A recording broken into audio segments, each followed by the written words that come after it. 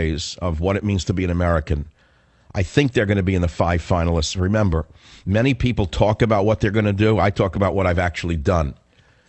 Many people talk about what they're going to do when they retire from radio, and they wouldn't let go of a nickel if it cost nothing to do so. They don't give a dime away during their lifetime. They tell you what they're going to do, yeah. I'm going to read to you the $100,000 prize winners. I don't know who they are yet. Let me put it that way. We've gone through about 1,700 essays. It's been a Herculean task. I can't imagine that you have any idea what it was like to screen these. And some of them are amazing. I have 2 of them in my hand, which I think are going to be finalists. I'm not going to tell you who they are because I don't know who they are. I only have the essays. That's how it's been done. And then I'm going to give you the names of the animal charities and the military charities that I and my family have actually funded over the years, so that you don't get some smoke in your eyes about people who say they're going to do things and don't do them. And for those of you who think I give nothing back, listen carefully. I'll be right back. Join the Savage Nation. Call now, 855-400-SAVAGE, 855-400-7282. Savage. My Savage Nation is sponsored by SwissAmerica.com. It's the only company I trust to protect my wealth. Call 800-BUY-COIN. I am the... So we're talking about what's happening in Baltimore as a result of the hate campaign against police by Obama, Holder, de Blasio, and others. And if the entire nation goes by the way of Baltimore, this could lead to a South African situation, which is now experiencing a horrendous rape and murder epidemic and an economic collapse. You may not know this, but blame this on whoever you want.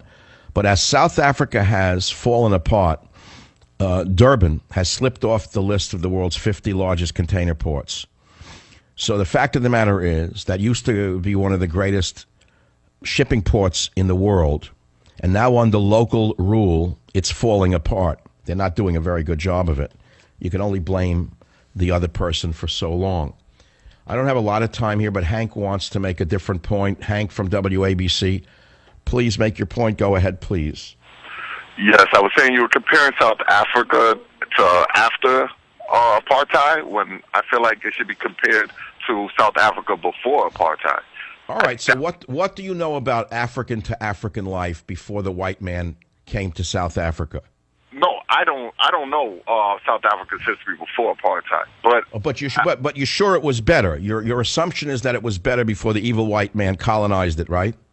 No, I'm not saying that either. What I'm saying is that would be a better comparison than afterwards. It would be a very fine comparison, but how was life when there were no white men there? I think that's the question, isn't it? We don't know, but... What do you mean we don't know? You mean you don't know? Yeah, I don't know, but there's 2 options. Oh, but people do know. There's a historical record of what Africans did to each other before the evil Christian white man invaded that humble country. Well, we do know that the dominant Bantus of today's South Africa displaced a previous group of blacks who lived in South Africa before them by murdering them and driving them out. So I don't think they all got along with each other, do you? Of course not. Nowhere in the country. I mean, even in Europe. All right. So what I'm saying to you is be careful who you start saying you don't want in your country, because you're liable to wind up with something worse. No, I didn't say that. I'm American. So I'm not from South I understand. Africa. Well, you're trying to get to some other point, but Mike, look, Hank, I don't think you mean evil or have any ill will. I don't mean it that way. But many of us have this mythology of life before the white man came to America, for example, where they think the Native Americans all smoked the peace pipe with each other. And they had this image of the noble savage. Well, the truth is that the Indian tribes warred with each other on a regular basis. They skinned each other alive in front of their wives and children. They raped each other's daughters. They committed the most merciless, sadistic acts to each other before the evil Christian white male invaded America. So this mythology of the noble savage is not unique to South Africa. Join the Savage Nation. Call now, 855-400-SAVAGE, 855-400-7282. Savage.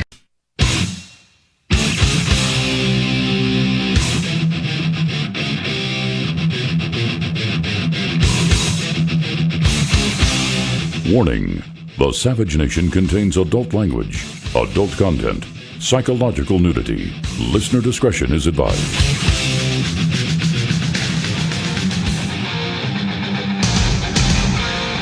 And now, America's most exciting radio talk show, The Savage Nation, home of unprotected talk, borders, language, culture.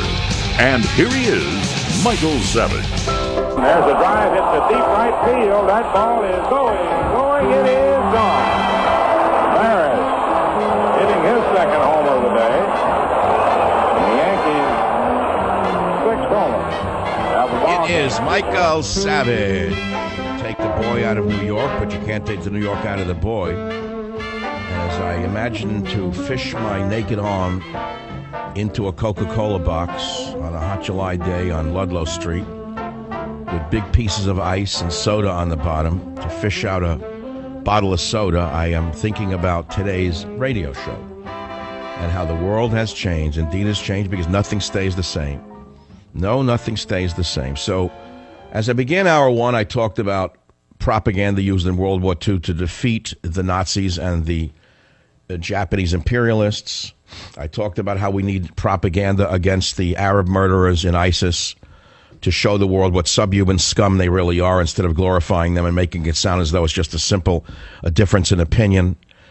And then we segued into what life is like in South Africa under local rule and how the murder rate and the rape rate is way beyond anything anyone could imagine, how the world covers it up because they want you to believe that all is well after the white man's rule ended. But that's not what's happened. South Africa is now the 10th most murderous country in the world.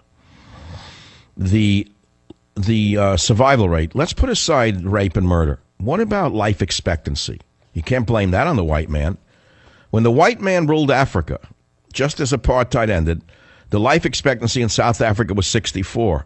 Now it's 56, the same as Somalia. Who are you going to blame for that? Richard Nixon? And what about the economics of South Africa now that the evil white man is gone? Well, they have a port city there known as Durban that used to be one of the world's giants in shipping. It's now not a giant in shipping. It slipped off the world's 50 largest container ports. I guess the evil white man was good at something. And that leads us back to Baltimore, where the police are afraid to do their job. They're more afraid of going to jail for doing their job than getting shot under local rule. So be careful what you wish for, my friends. You better be careful about the Rainbow Nation you're wishing for, because it may not be such a picnic. It may all melt right in front of your eyes.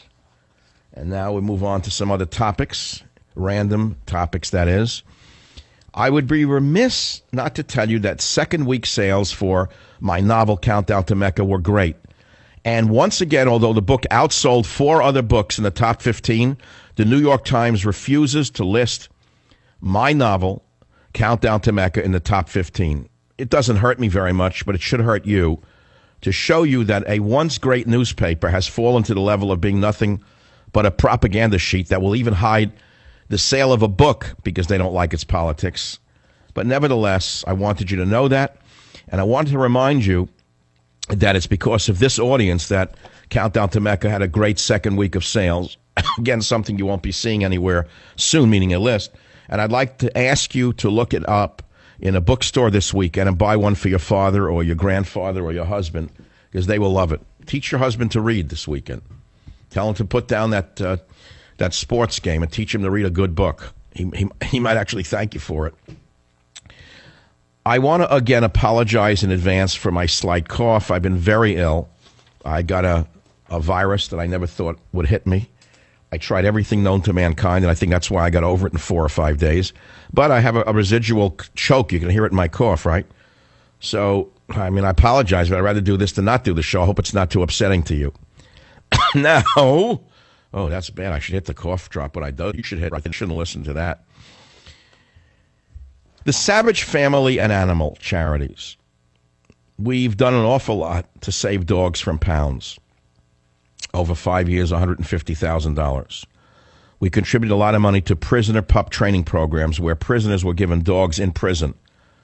We gave service animals to disabled vets of Iraq and Afghan wars. We gave a lot of money to the International Foundation for Animal Welfare, the Gorilla and Elephant Funds.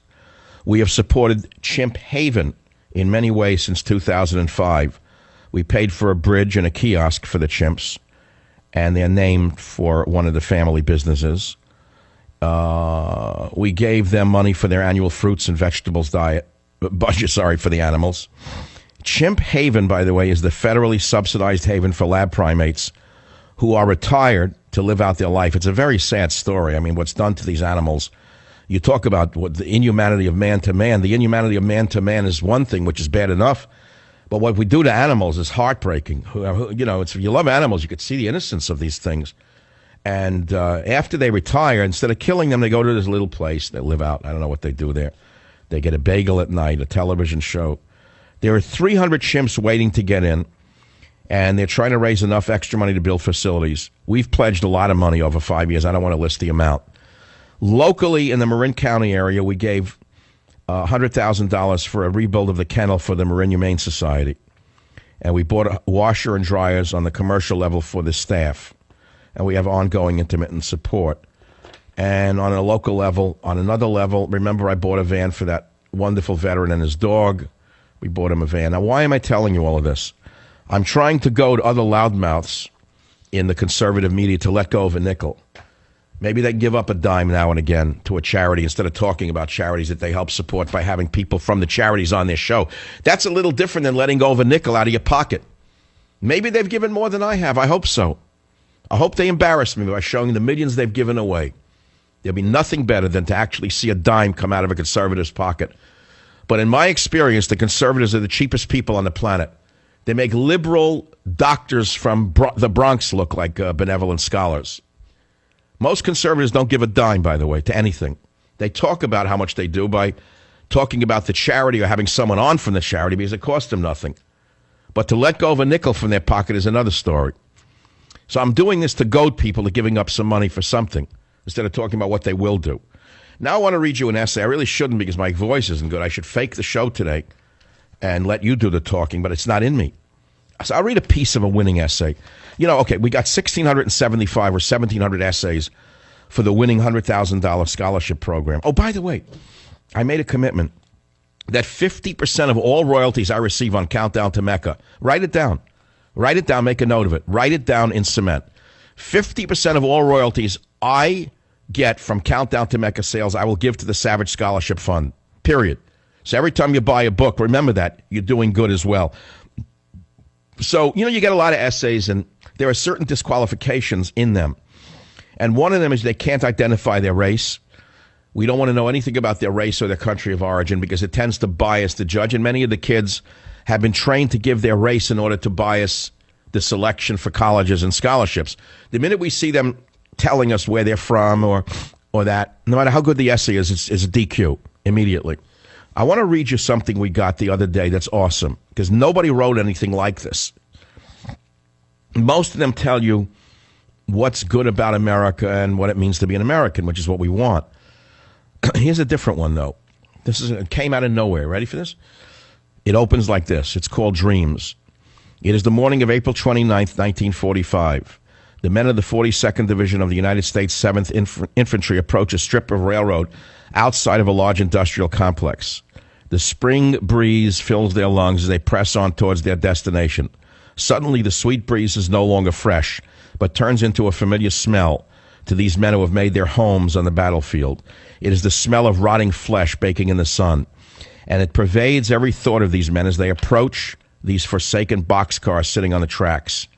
The sound of shots ring out as the locks of the boxcar doors are shot off, and the door opens to reveal its cargo.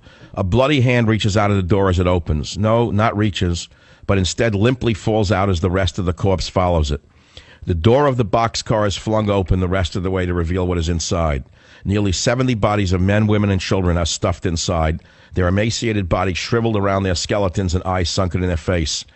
Nearly all of their hands are cut open and bloody from beating the sides of the boxcar that they were shoved into like cattle and forced to endure conditions that not even an animal should be subject to. The men of the 42nd turn their eyes from the horror in front of them to the industrial complex that is before them. I don't want to read anymore because you can pretty much imagine what it was like. And this writer, I don't know whether it's a man or a woman student, writes about the horrors of what the Nazi regime did to other human beings, to their own people and to the Jewish people, and how the U.S. liberated these concentration camps. And